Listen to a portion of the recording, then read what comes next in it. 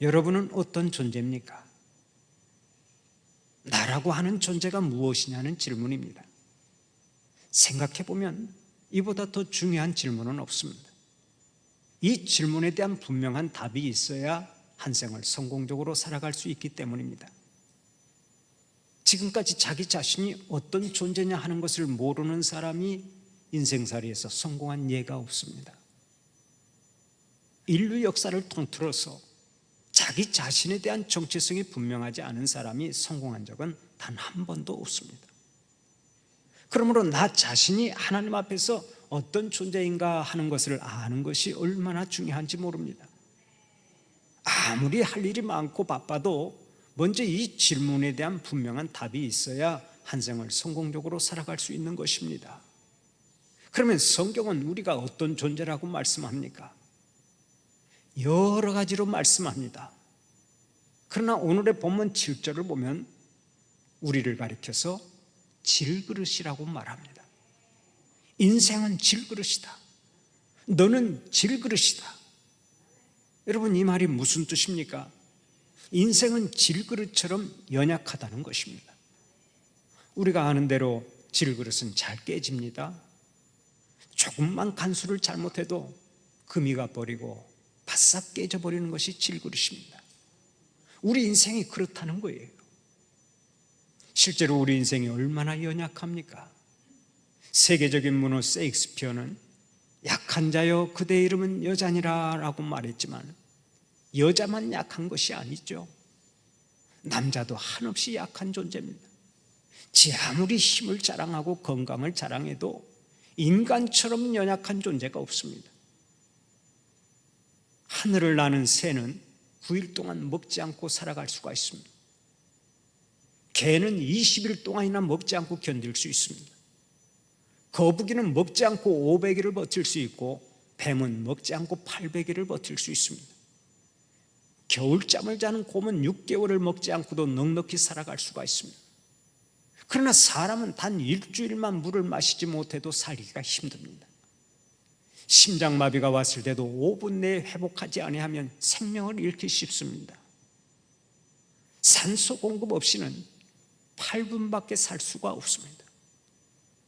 단 몇 분만 산소 공급이 안 되어도 살 수 없는 존재가 인간입니다. 별것 아닌 것 같지만 코털 한번 잘못 뽑았다가 죽는 사람도 있습니다. 눈에 보이지도 않는 미세한 바이러스가 몸에 침투해도 그냥 쓰러지고 사망에 이르는 존재가 인간입니다. 최근 몇 년 동안 코로나 바이러스 때문에 쓰러진 사람들을 한번 생각해 보세요. 멀쩡하던 사람이 코로나 바이러스에 감염되기만 하면 중환자실로 들어가고 여차하면 세상을 떠나지 않았습니까? 여기에는 구별도 없고 차별도 없었습니다. 의사도 쓰러지고 간호사도 쓰러지고 왕족도 쓰러지고 운동선수도 쓰러지고 유명 스타도 쓰러져서 모두가 유명을 달리했습니다. 이런 것을 보면 인간이 얼마나 연약한 존재인지 모릅니다. 그런데 사람이 육체만 연약합니까? 그렇지 않습니다. 인간의 속사람도 연약하기 그지없습니다. 누가 조금만 말로 상처를 줘도 속사람이 바싹 깨져버리고 말죠. 상처가 깊어지면 정신병자가 되고요, 더 깊어지면 변변치 않은 말 한마디 듣고도 괴로워하다가 죽어버리는 사람이 있습니다. 어떤 대학 교수가 자기 아들이 대학 시험에 떨어지자 한마디 했습니다. 야, 그렇게 밀어주었는데도 대학 시험에 떨어지냐? 나가서 한강물에 빠져 죽어버려라. 화가 나서 그렇게 말했는데 아들이 말이에요, 진짜로 한강물에 빠져 죽어버렸습니다. 또 최근에는 학부모들의 갑질 때문에 20대의 젊은 여자 교사가 극단적인 선택을 하는 사건이 있었습니다. 사람은 마음도 약합니다. 그래서 작은 상처도 극복하지 못할 때가 있습니다. 어떤 충격적인 소식을 들으면 그 자리에서 실신하기도 하고 몸에 이상한 증상이 보이면 혹시라도 무슨 몹쓸 질병에 걸린 것은 아닌가 하고 걱정하다가 밤새도록 잠을 이루지 못합니다. 상황에 따라 금방 웃고 금방 울부짖는 인간은 참으로 연약한 존재가 아닐 수 없습니다. 마음도 약하고 몸도 약하고 기분도 약하고 특별히 의지도 약합니다. 가만히 보면 저녁에는 새벽 예배를 꼭 나와야 되겠다고 다짐하고서도 다음날 새벽에는 못 나옵니다. 그 다음 해부터는 꼭 나오겠다고 다짐했다가도 새해가 되면 또다시 도루묵이 되고 맙니다. 이번에는 꼭 다이어트에 성공해야지 하고 작정하지만 3일도 못 가서 왕창 먹어버립니다. 다이어트에 번번이 실패하고서 지금도 10년째 해마다 다이어트를 한다고 말하고 다닙니다. 이런 사람들이 많은 것은 그만큼 우리의 의지가 약하다는 얘기입니다. 그뿐 아닙니다. 우리는 유혹 앞에서 너무나 쉽게 넘어집니다. 너무도 쉽게 분노의 불길에 타오릅니다. 너무도 쉽게 시기하고 질투에 빠집니다. 밥 먹듯이 죄를 범합니다. 예수를 믿으면서도 여전히 죄를 지을 때가 많습니다. 아직도 거룩함을 가장한 위선이 있고 선함을 가장한 사악함이 있고 겸손을 가장한 교만이 우리에게 있는 것입니다. 구원받아서 의롭다고 인정을 받기는 했지만은 여전히 연약하기 그지없습니다. 그래서 우리를 가리켜 구원받은 죄인 혹은 의로워진 죄인이라고 말을 하는 것입니다. 이렇게 보면 우리는 너나 할 것 없이 질그릇 인생이 분명한 거예요. 어느 모로 보나 사람은 흙으로 만들어진 질그릇에 불과합니다. 그런데 오늘의 본문 7절부터 9절까지를 보면 사도 바울이 이렇게 선언합니다. 우리가 이 보배를 질그릇에 가졌으니, 이 보배를 질그릇에 가졌으니 이는 심히 큰 능력은 하나님께 있고 우리에게 있지 아니함을 알게 하려 함이라. 우리가 사방으로 우겨쌈을 당하여도 쌓이지 아니하며 답답한 일을 당하여도 낙심하지 아니하며 박해를 받아도 버림받지 아니하며 거꾸러뜨림을 당하여도 망하지 아니하고, 우리가 질그릇처럼 한없이 연약하고 깨지기 쉬운 존재지만 그 질그릇 안에 보배를 모시기만 하면 능력 있게 살아갈 수 있다는 것입니다. 보배를 질그릇에 가지기만 하면 사방으로 우겨쌈을 당하여도 쌓이지 아니하고 답답한 일을 당하여도 낙심하지 아니하고 박해를 받아도 버림받지 아니하고 거꾸러뜨림을 당하여도 망하지 아니하고 모든 일에 승리한다는 말씀입니다. 그러면 여기서 말하는 보배는 무엇을 의미합니까?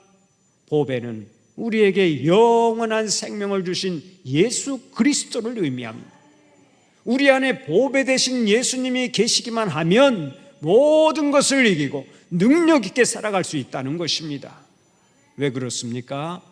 예수님이 내 안에 계시면 예수님의 능력이 나의 능력이 되고, 예수님이 내 안에 계시면 예수님의 지혜가 나의 지혜가 되고, 예수님이 내 안에 계시면 예수님의 승리가 나의 승리가 되기 때문에 그렇습니다. 이 비밀을 아는 사도 바울은 골로새서 2장 3절에서도 이렇게 고백합니다. 그 안에는 지혜와 지식의 모든 보화가 감추어져 있느니라. 사도 베드로도 베드로전서 2장 4절을 통해 예수 그리스도를 가리켜 보배로운 산돌이라고 말했습니다. 예수 그리스도 안에는 무한한 지혜와 지식이 있고 영원한 즐거움과 능력이 있다는 것입니다. 바로 이것 때문에 예수님이 우리의 보배라고 말씀하는 거예요. 잊지 마십시오. 예수 안에 영원한 기쁨이 있습니다. 예수 안에 영원한 즐거움이 있습니다. 예수 안에 영원한 능력이 있습니다. 예수 안에 생명이 있고 예수 안에 영생이 있습니다. 그러므로 예수님은 이 세상 그 어떤 것과도 바꿀 수가 없습니다. 이 세상 그 어떤 것과 비교할 수가 없습니다. 예수님은 우리 인생에서 가장 귀한 분인 줄 믿으시기를 바랍니다. 그런데 우리가 이 보배 되신 예수님을 질그릇 안에 가졌단 말이에요. 우리가 비록 질그릇과 같이 연약한 존재지만 하나님은 질그릇 같은 우리들에게 길이요 진리요 생명이요 능력이 되신 예수 그리스도를 보내주신 것입니다. 그러므로 이제 나는 혼자가 아닙니다. 나는 보배 되신 예수님을 모시고 사는 사람입니다. 나는 비록 연약하지만 지금 내 안에는 온 우주 만물을 창조하신 예수님이 계십니다. 모든 것을 다스리시는 예수님이 나와 함께하고 계십니다. 믿으시면 크게 아멘 합시다. 그런 의미에서 한번 따라서 해주시기 바랍니다. 내 안에는 예수님이 계신다. 나는 보배 되신 예수님을 모시고 산다. 아멘입니까? 나는 보배 되신 예수님을 모시고 사는 대단한 존재인 것입니다. 그러면 보배 되신 예수 그리스도를 모시고 사는 성도는 어떻게 살아가야 하겠습니까? 첫째로 막히지 않는 삶을 살아야 합니다. 오늘의 본문 8절을 보면 이렇게 말씀하죠. 우리가 사방으로 우겨쌈을 당하여도 쌓이지 아니하며, 사방으로 우겨쌈을 당하여도 쌓이지 않는다. 사도 바울의 선교 여정은 결코 쉽지 않았습니다. 그러나 약 25년 동안 선교 여행을 하면서 단 한 번도 선교의 문이 닫힌 적이 없습니다. 가는 곳마다 문이 활짝 열렸습니다. 사방으로 조여오고 우겨쌈을 당해도 막히지를 않았습니다. 하나님께서는 한쪽 문을 닫으시면 반드시 다른 쪽 문을 열어주셨습니다. 바로 이것이 예수님을 모시고 사는 성도들이 누리는 복인 줄 믿으시기 바랍니다. 성도는 하나님의 큰 능력으로 사는 존재들입니다. 그래서 7절을 보면 이는 심히 큰 능력은 하나님께 있고 라고 말씀합니다. 우리는 연약하지만 하나님의 큰 능력으로 사니까 우리는 막히지 않고 쌓이지 않고 세상을 이기게 된다는 것입니다. 본문에서 말하는 심히 큰 능력은 최상의 능력, 한량없는 능력을 말합니다. 우리 성도들 안에는 최상의 능력, 한량없는 능력인 하나님의 큰 능력이 머물고 있습니다. 그래서 모든 일에 이기고 남는 거예요.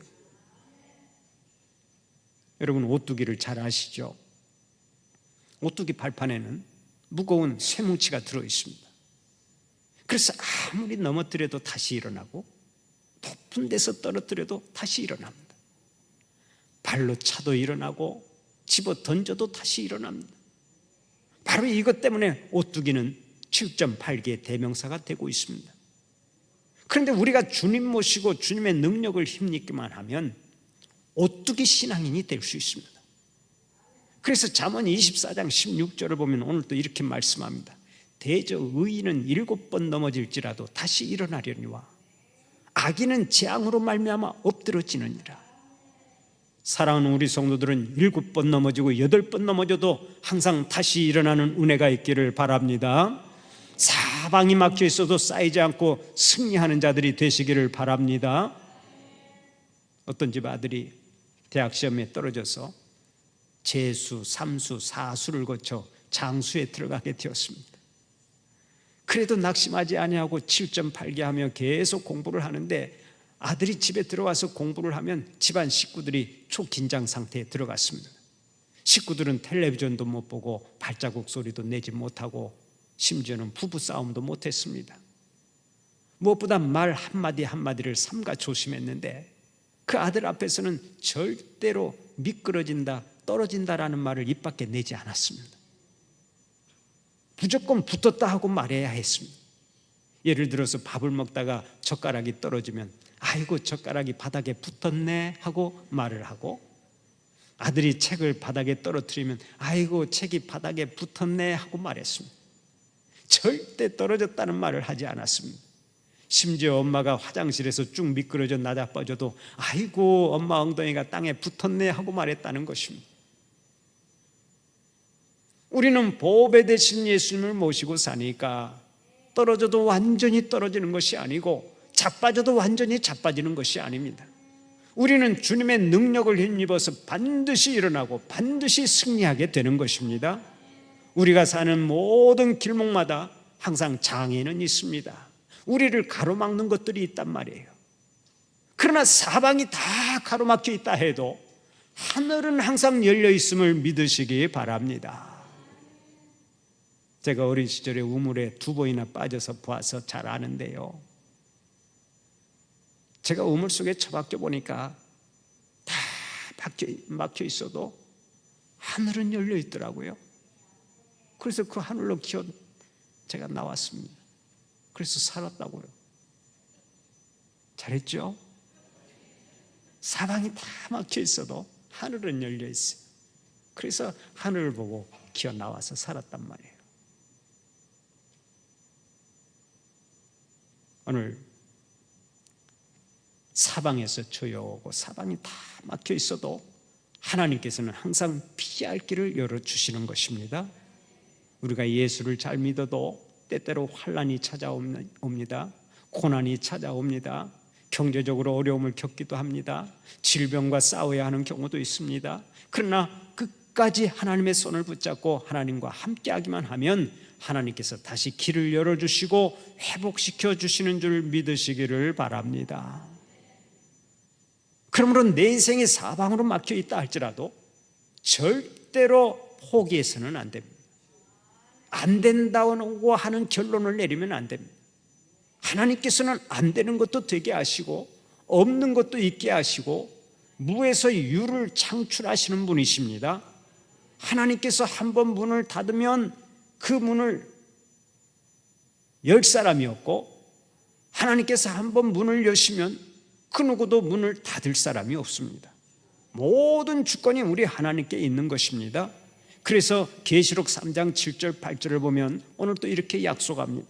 거룩하고 진실하사 다윗의 열쇠를 가지시니 곧 열면 닫을 사람이 없고 닫으면 열 사람이 없는 그가 이르시되 볼지어다 내가 내 앞에 열린 문을 두었으되 능히 닫을 사람이 없으리라. 내가 내 행위를 아노니 내가 작은 능력을 가지고서도 내 말을 지키며 내 이름을 배반하지 아니하였도다. 하나님은 우리에게 열린 문을 주시는데 그 문을 활짝 열어주시면 아무도 닫지 못한다고 말씀하십니다. 미래의 승리를 막을 자가 없을 것이라는 말씀입니다. 그렇습니다. 우리가 주님을 모시고 믿음으로 살기만 하면 주님께서 전진의 문을 열어주시고 승리의 문을 열어주시는 줄 믿으시기를 바랍니다. 우리의 인생은 절대 막히는 인생이 아닙니다. 반드시 이기는 인생입니다. 우리 주님 의지하여 날마다 열리는 인생이 되고 이기는 인생이 되시기를 간절히 축원합니다. 다음 두 번째로 낙심하지 않는 삶을 살아야 합니다. 보배 되신 예수님을 모시고 사는 사람은 낙심하지 않는 삶을 살아야 된다고요. 오늘의 본문 8절을 보면 이렇게 말씀하죠. 답답한 일을 당하여도 낙심하지 아니하며. 여기서 답답하다라고 하는 말은 본래 당황하다, 어쩔 줄 모른다라는 뜻입니다. 매우 어려운 상황에서 돌아갈 길이나 피할 길을 알지 못해 당황하고 어쩔 줄 몰라 하는 상태를 의미하는 것입니다. 우리가 한 생을 살다 보면 갈 길이 막연해서 가슴이 심히 답답할 때가 있습니다. 그 어느 곳을 살펴보아도 피할 곳이 없을 때가 있습니다. 마치 우리에 갇힌 짐승과 같고 올무에 걸린 짐승과 같은 심정이 될 때가 있습니다. 그러나 그런 때도 내 안에 보배 되신 예수님을 모시고 살기만 하면 절대로 낙심에 빠지지 않고 인생 대역전의 역사를 펼쳐내는 줄 믿으시기를 바랍니다. 왜 그렇습니까? 나는 약해도 주님은 강하시고 나는 무능해도 주님은 능치 못할 일이 없으시기 때문입니다. 다윗은 주님의 위대하심을 믿었습니다. 주님의 능력을 믿었습니다. 주님의 사랑을 믿었습니다. 그래서 시편 18편 1절 2절을 통해서 이렇게 찬양했습니다. 나의 힘이신 여호와여 내가 주를 사랑하나이다. 여호와는 나의 반석이시요 나의 요새시요 나를 건지시는 이시요 나의 하나님이시요 내가 그 안에 피할 나의 바위시요 나의 방패시요 나의 구원의 뿌리시요 나의 산성이시로다. 여호와 하나님은 우리의 반석이십니다. 우리의 요새시요 우리를 건지시는 하나님이십니다. 우리가 피할 바위시요 방패시요 구원의 뿌리시요 산성이십니다. 그렇다면 지금 눈앞에 답답한 일이 있다 해도 낙심할 필요가 없습니다. 환난이 찾아왔다 해도 절망할 필요가 없습니다. 우리의 힘이신 여호와 하나님이 계시기 때문에 그렇습니다. 우리가 믿는 하나님은 고난을 복으로 바꿔주시는 하나님이십니다. 눈물을 찬송으로 바꿔주시는 하나님이십니다. 우리의 하나님은 답답한 일까지도 결국 합력하여 선을 이루어주시는 하나님이신 것을 믿으시기 바랍니다. 평생 보배 되신 예수님을 의지하고 살아서 모든 것을 합하여 선을 이루고 범사에 승리하는 여러분들이 되시기를 바랍니다. 마지막으로 넘어져도 다시 일어나는 삶을 살아야 합니다. 오늘의 본문 9절을 보면 이렇게 말씀하죠. 박해를 받아도 버림받지 아니하며 거꾸러뜨림을 당하여도 망하지 아니하고. 바울은 박해를 받아도 버림받지 아니하고 거꾸러뜨림을 당하여도 망하지 않고 다시 일어난다고 고백합니다. 그렇습니다. 믿는 자는 넘어져도 다시 일어납니다. 실패해도 다시 일어납니다. 처절한 좌절감과 배신감에 빠진다 해도 다시 일어나 계속해서 전진해 나갑니다. 왜 그렇습니까? 보배 되신 예수님이 우리 안에 계시기 때문에 그렇습니다. 잊지 마십시오. 믿는 사람의 매력은 실패하지 않는 데 있는 것이 아닙니다. 예수 믿는 사람도 얼마든지 실패할 수 있습니다.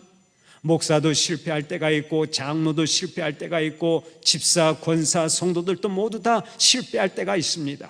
그러나 믿는 사람의 가장 큰 매력은 넘어지지 않는 데 있는 것이 아니라 넘어질 때마다 다시 일어나는 데 있는 것입니다. 다시 한번 따라서 해보시기 바랍니다. 성도의 매력은 넘어지지 않는 데 있는 것이 아니라 넘어질 때마다 다시 일어나는 데 있다. 아멘입니까? 옆 사람을 한번 축복하십시오. 넘어져도 일어나시기 바랍니다. 넘어질 때마다 일어나시기를 바랍니다. 여러분들이 축복하신 대로 될 줄로 믿습니다. 넘어져도 우리 주님 손 붙잡고 일어나면 되는 거니까 넘어지는 건 너무 무서워하지 마세요. 일어나면 되는 것입니다. 바울은 선교를 하면서 많은 박해를 받았습니다. 그가 가는 곳마다 환영해 주는 사람보다는 박해하는 사람들만 질비하게 있었습니다. 몰매를 맞고 감옥에 갇히는 일이 허다했습니다. 어떤 날은 사람들이 던진 수백 개의 돌멩이를 맞고 실신하고 말았는데 그들은 바울이 죽은 줄 알고 쓰레기장에다 내다 버린 적도 있었습니다. 그러나 바울은 오늘의 본문에서 그렇게 박해를 받아도 버림받지 않는다고 고백하죠. 얼마나 위대한 고백입니까? 우리가 사는 세상은 우리를 가차없이 버립니다. 세상은 달면 삼키고 쓰면 뱉어버립니다. 나이만 먹어도 기업에서 퇴출을 당합니다. 인정사정이 없습니다. 심지어 내가 어려운 삶을 살면 가까운 친구나 친척들마저도 부담스럽게 생각합니다. 찾아오는 것도 반가워하지 않습니다. 가족도 나를 버릴 때가 있습니다. 그로 인해 우리는 좌절감에 빠질 수 있습니다. 버림받은 느낌을 가질 수 있습니다. 실패를 맛볼 수 있습니다. 그러나 주님께서는 볼품없고 실패하고 무능력하고 아무것도 없는 나를 끝까지 버리지 않겠다고 말씀하십니다. 다른 사람이 다 나를 버리고 부모마저 나를 버린다 해도 주님은 나를 포기하시지 않습니다. 왜 그렇습니까? 나를 향한 주님의 사랑 때문에 그렇습니다. 주님은 나 때문에 이 세상에 오셨습니다. 나 때문에 고난을 당하셨습니다. 나 때문에 십자가에 못 박혀 죽으셨습니다. 그렇다면 어찌 나를 버리시겠습니까? 주님은 나를 위해 십자가에 못 박혀 죽으실 만큼의 큰 사랑을 가지고 오늘도 나를 살피시고 도우시고 일으켜 세우시고 승리 주실 것을 믿으시기 바랍니다. 바울은 어떤 상황 속에서도 결코 막히지 않는 역동적인 삶을 살았습니다. 아무리 어두운 밤이 찾아와도 그의 꿈과 비전은 약해지지 않았습니다. 곤두박질 당하는 시련 속에서 오히려 더 강해지고 또다시 다음 선교지를 향해 달려갔습니다. 사랑하는 우리 성도들도 바울처럼 우리 안에 계시는 주님과 함께 막히지 않고 낙심하지 않고 넘어져도 다시 일어나는 용기를 가지고 살아서 모든 일에 승리하고 하나님께 큰 영광 돌리시기를 간절히 축원합니다.